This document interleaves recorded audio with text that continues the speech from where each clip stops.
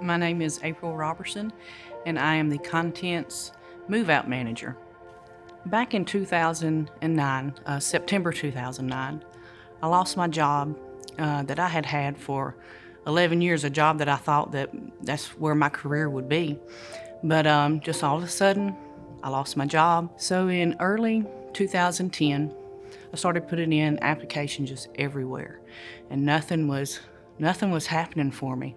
And I passed the regional office on 280 all the time, going home. I pass it going home and coming to work every day. So, something just told me, stop there and, put your application in. Let's see what comes of it.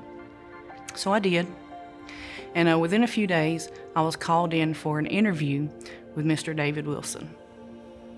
And I'm going to say this because it's part of the story, but this was my before Jesus days.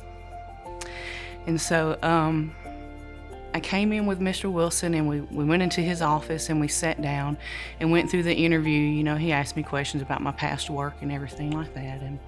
And I could tell that something just by his demeanor, but I could tell that something was off, And so the interview was over. I thanked him for his time, and he said, well, if we're interested in going to the next interview, he said, we'll give you a call. And so I knew in my heart that I wasn't going to get a call back, and I didn't. And so fast forward September 2010, that's when Jesus came into my life. And my life was changed forever. I was saved and delivered from a lifestyle that wasn't very pleasing to the Lord, and I thank God. I thank God every day for it.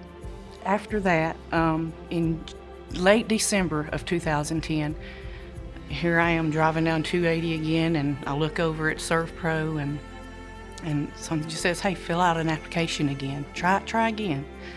So I went in, I filled out an application. I was called in for another interview with Mr. David Wilson. So I came in, and as we were walking down the hallway to his office, he just kind of looked back at me. He didn't say anything, but just kind of looked back at me.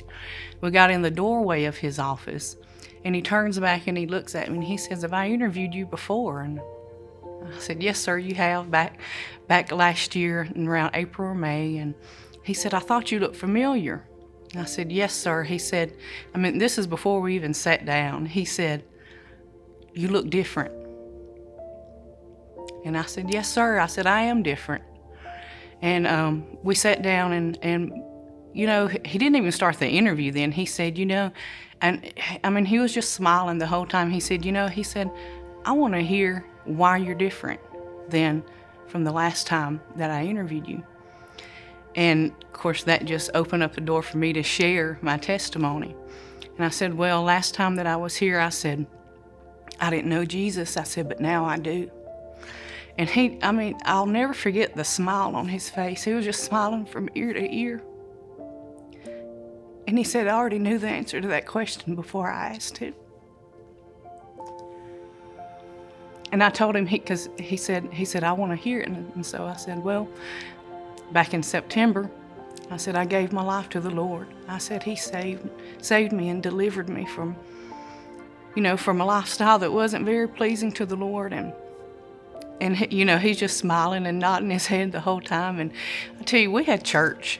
We had church for a good 30 minutes, and after, me sharing my story with him and everything, and he said, okay, now to the interview.